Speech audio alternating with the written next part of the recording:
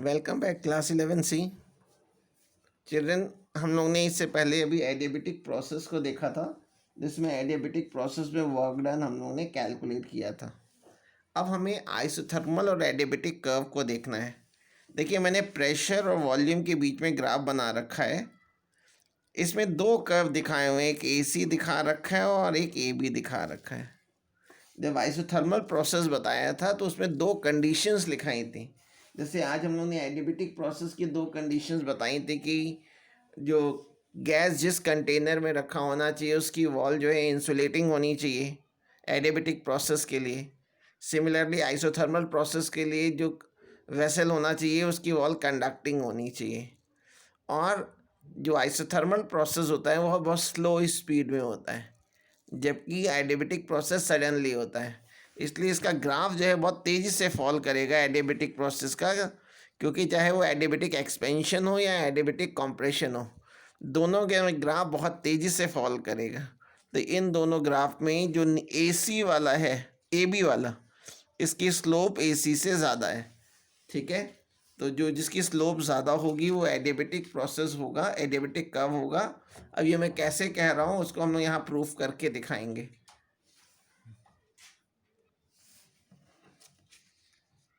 अब मैं सबसे पहले आइसोथर्मल प्रोसेस के लिए ले रहा हूँ।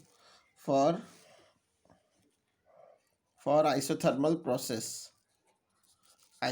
प्रोसेस में गैस बॉयल्स लॉ को फॉलो करती है। तो बॉयल्स लॉ का फॉर्मूला होता है PV is equal to constant.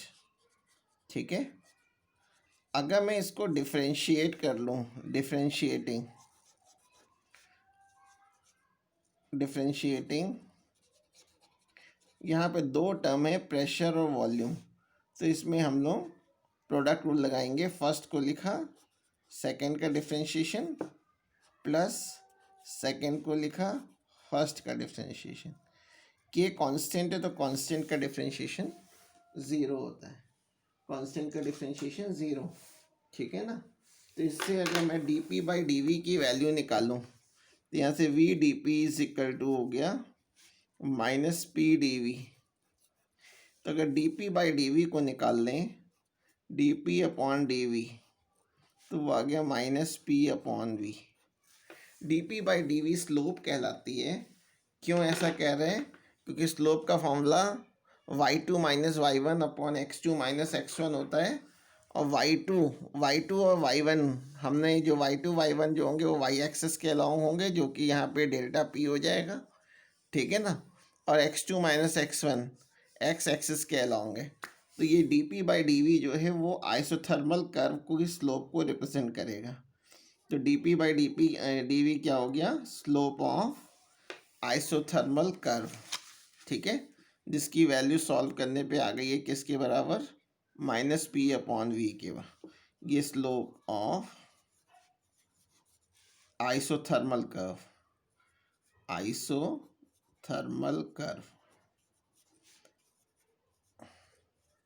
इसको मैं इक्वेशन 1 सपोज कर ले रहा हूँ, इसको इक्वेशन 1, और इसके बेस में मैं आइसो लिख दे रहा हूँ। नाउ फॉर एडियाबेटिक प्रोसेस में गैस पॉइसन्स लॉ को फॉलो करती है। Adiabatic process by Poisson's law का फॉर्मूला होता है क्या? PV/गामा इज इक्वल टू कांस्टेंट। अब इसको भी डिफ्रेंशिएट कर रहे हैं, डिफ्रेंशिएटिंग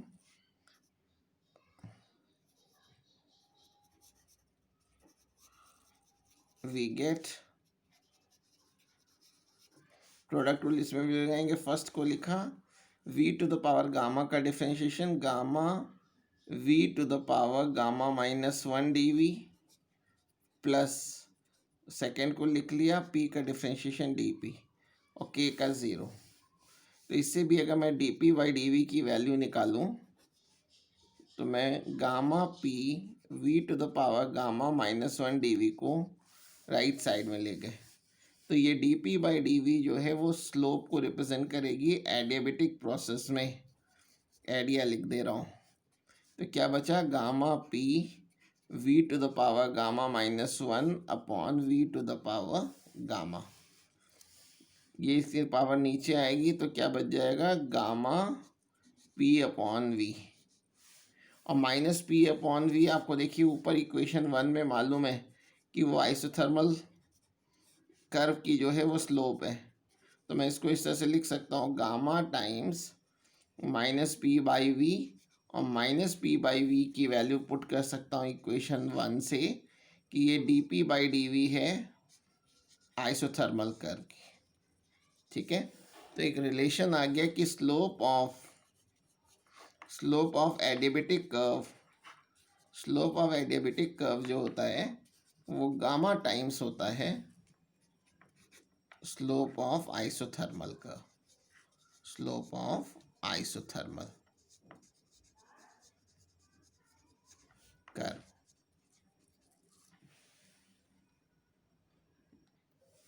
अब हमें देखना है हीट इंजन बच्चों क्या होता है।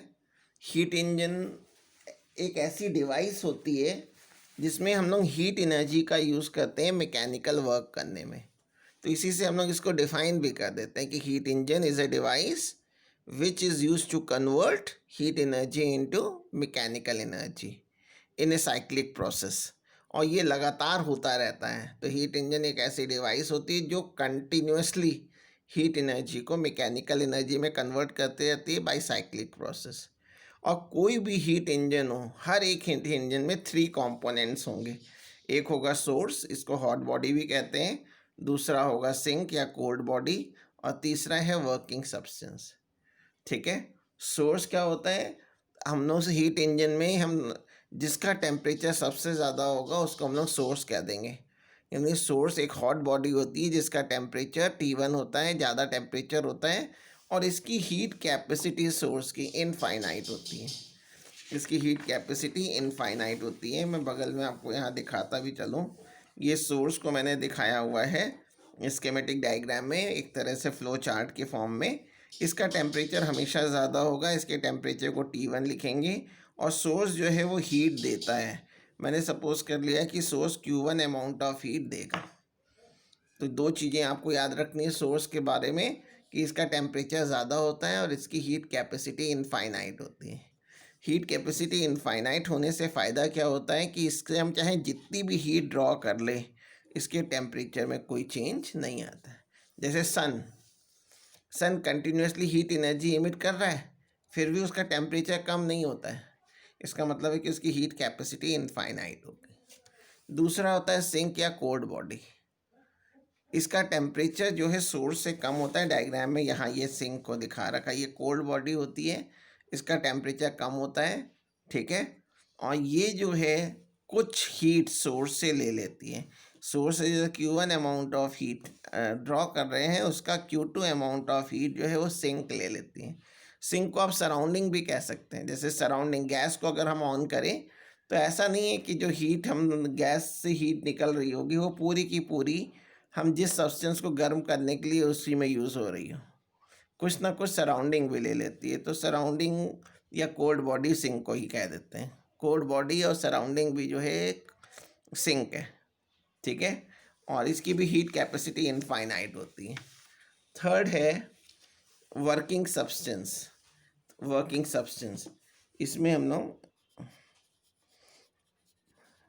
हर एक इंजन में हम लोग कोई ऐसा सब्सटेंस यूज़ करते हैं जो Q1 amount of heat cold body से लेता है, हॉट बॉडी से लेता है, उसका कुछ पार्ट वर्क करने में यूज़ करता है और रिमेनिंग हीट जो है वो सिंक को दे देता है।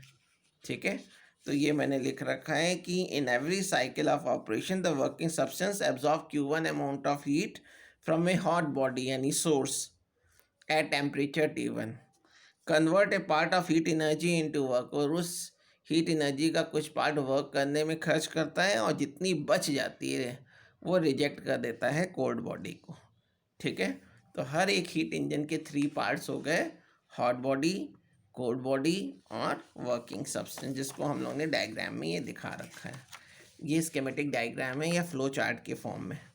अब कोई इंजन की एफिशिएंसी से क्या मतलब है, हमने कितना वर्क किया है वर्क आउटपुट को अगर हम हीट इनपुट से डिवाइड कर दें, W क्या है, वर्क आउटपुट, जितना वर्किंग सब्सटेंस ने वर्क किया है उसको जितनी हीट हमने सोर्स से ड्रॉ करी उसका रेशियो कहलाता है एफिशिएंसी ऑफ हीट इंजन।